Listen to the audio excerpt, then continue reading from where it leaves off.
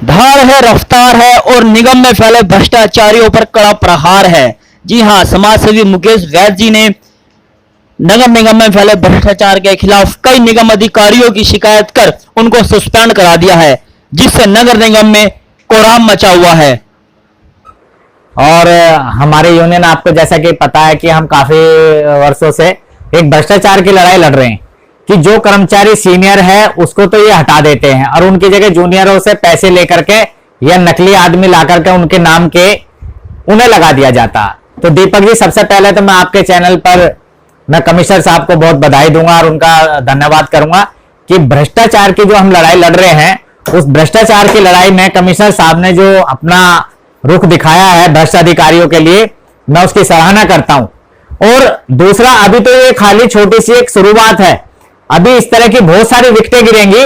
अभी इस पर जांच चल रही है, काफी सारी जांच चल रही है, लेकिन उसमें कुछ लोग ऐसे हैं कि जो उसे दबाने की कोशिश करते हैं और जो सच्चाई है उसको दबाने की कोशिश करते हैं।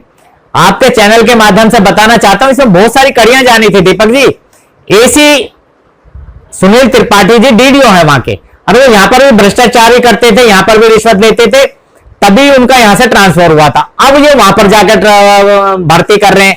भर्ती 1996 के बाद कोई भर्ती नहीं हुई है। एमसीडी में बैन लगा हुआ है कि किसी भी सब्स्टिट्यूट को, किसी भी डेली वेजर कर्मचारी को रखा नहीं जाएगा बिगर कमिश्नर की अनुमति के। लेकिन ये नीचे तबके के, जैसे कि हमारा एएसआई हुआ, एसआई हुआ, एसएस हुआ, एसी हुआ, ये चार कड़ियां हैं। ये चारों कड़ियां मिलकर के नीचे नकली ऑर्डर करके, जैसे कि अभी एक लड़के के ऑर्डर इन्होंने किए थे, उसे 9-10 साल से वो कर्मचारी दीपक जो था, क्या नाम था उसका, पवन नाम का जो कर्मचारी था, वो 9-10 साल से एब्सेंट चल रहा था और उसकी जगह इन्होंने उससे 9 लाख रुपए लेकर के उसकी जगह नया कर्मचारी लाकर फिट कर दिया, पवन के नाम का ही। तो इस तरह की अभी बीच में भी 25 आदमियों की दैनिक जागरण में खबर आई थी, मीडिया में कल भी, सभी जितने भी हमारे समाचार पत्र हैं सभी में ये न्यूज आज आई है। और भ्रष्टाचार निगम में इतना जोरों पर है जिसकी कोई ताह नहीं है। तो मैं अब, हमारी यूनियन है और मैंने एक बार कहा था कि जब हम सच्चाई की मसाल लेके चलेंगे तो कारवां अपने आप पीछे पीछे चलेगा। कारवां इतना जुड़ गया है कि जितनी भी हाजिरियां हैं, जितने भी वार्ड हैं, उनमें हमारे कर्मचारी हमें पल पल की रिपोर्ट देते हैं। और ये जो कर्मचारी का शोषण करते हैं, जो कर्मचारी 92 का है, 96 का है, 97 का है, उनको पक्का ना करके उनकी जगह नए आदमी नाम बदल के लगा देते हैं। और नाम बदल के जो 2015 में इन्होंने लगाए हैं, जो 14 में इन्होंने लगाए हैं, उनको पक्का करा है। तो दीपक जी, हमारी ये लड़ाई है और हमारी ये सच्चाई की लड़ाई और कर्मचारी को अधिकार दिलाने की लड़ाई जब तक जारी रहेगी, जब तक निगम से भ्रष्टाचार खत्म नहीं होता। और मैं ये कहता हूं कि मैं सारा भ्रष्टाचार तो खत्म नहीं कर सकता, लेकिन अगर मैं 1%, 2% भी ऐसे भ्रष्ट अधिकारियों को जेल भिजवा दूं और इनके खिलाफ सख्त कार्रवाई करा दूं, तो मुझे लगेगा कि मैंने हिंदुस्तान में, भारत में पैदा होने का कुछ ऋण अदा किया है और मैं सच्चाई की लड़ाई में मेरी थोड़ी बहुत जीत हुई है। एक अधिकारी कोई अगर ईमानदार आता तो उसको ये चलने नहीं देते, उसको परेशान करते हैं, वो भी या तो नौकरी छोड़कर चला जाएगा या फिर इनके जैसा उसको बनना पड़ेगा मजबूरी में। तो इस तरह की बहुत सारी भ्रष्टाचारियां हैं जिनके लिए हम लड़ रहे हैं। हमारी यूनियन सदैव लड़ती रहेगी, जब तक मैं जिंदा हूं तब तक तो हम लड़ते रहेंगे।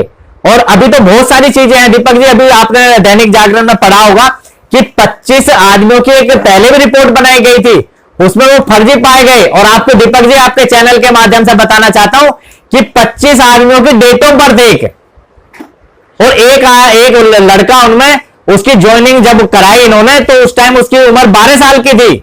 इस तरह का भ्रष्टाचार पैसे ले लेकर ये लोग करते हैं।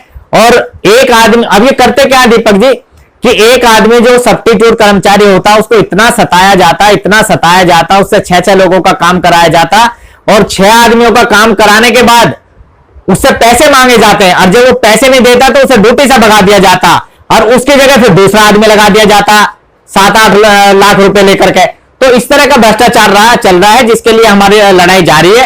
और अभी आपको बताना चाहता हूं कि जो मैं कहता हूं कि अदर कास्ट के बनिए पंडित सभी लोग इसमें काम करें, सभी लोग, सफाई का, भर्ती होने का सबका अधिकार है। लेकिन अब मैं आपको बताना चाहता हूं कि जितने भी जर्नल कास्ट के लोग लगे हुए, बनिए हो, पंडित हो, ब्राह्मण हो और तुम्हारे सभी कास्टों के लोग हैं, लेकिन वो लगे हुए सफाई कर्मचारी की पोस्ट पर हैं, लेकिन वो सफाई कर्मचारी का काम नहीं करते। मैं अभी कोर्ट वगैरह खुल जाए, न्यायालय भी जाने की हम तैयारी कर रहे हैं, एक तो इस भ्रष्टाचार को लेकर के, और एक जो एमसीडी में एक फौज लगी हुई है, जो अदर कास्ट की फौज लगी हुई है, आप लगो, सफाई करो। हम कहते हैं हम सफाई करना नहीं चाहते, आप सफाई करो, लेकिन जो सफाई कर्मचारी की तनख्वाह लेगा उसके बाप को भी सफाई करनी पड़ेगी, उसको फ्री के घर बैठ कर तनख्वाह नहीं लेने देंगे। तो इन सब चीजों के लिए दीपक जी हमारी लड़ाई है। और अभी तो ये एक टेलर है, अभी देख रहे हैं कितने लोग इस भ्रष्टाचार में पिसेंगे, और अभी पूरी पिक्चर पड़ी है, अभी तो शुरुआत हुई है। और मैं धन्यवाद फिर एक बार करता हूं कि हमारे कमिश्नर साहब का, और जो हमारे अब इस वक्त कमिश्नर साहब हैं बहुत ही अच्छे हैं। इन्होंने आपने देखा हुआ ज्वाइनिंग करते कैसे विकेट गिराई थी भ्रष्ट अधिकारियों की। अब ये कोरोना की वजह से थोड़ा सा मामला ढीला पड़ गया है, और कोरोना के बाद फिर दोबारा से स्टार्ट होगा। और इसी तरह के हमारे एक बार रणवीर सिंह जी आए थे, उन्होंने 9 विकेट गिराई थी मेरे कहने से भ्रष्टाचार किया लेखा विभाग में, 9 विकेट गिरी थी 1-2 घंटे के अंदर। तो इस तरह के अधिकारी आने चाहिए, और भारत देश में किसी चीज की कमी नहीं है, लेकिन भ्रष्टाचारियों की भी कमी नहीं है। जब तक ये भ्रष्टाचारी रहेंगे देश तरक्की नहीं करेगा। और मैं चाहता हूं कि इस भारत देश की तरक्की में हमारा भी थोड़ा सा योगदान हो जाए। और इतनी मोटी तनख्वाह सरकार देती है, कई लाख रुपए इन इंस्पेक्टरों को, एएसआईओ को और इन एसएस वगैरह को देती है, उसके बाद ये रिश्वत नहीं छोड़ते। इनके घरों की जांच होनी चाहिए। जैसे अभी मैंने बताया कि एक एएसआई है नाहर सिंह, उस नाहर सिंह की प्रॉपर्टी की जांच कराई जाए दीपक जी।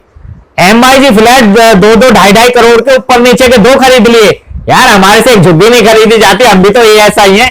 तो बता रहा है कि 30 बीघे गांव में जमीन खरीदी है, 2 आम के बाग खरीदे हैं।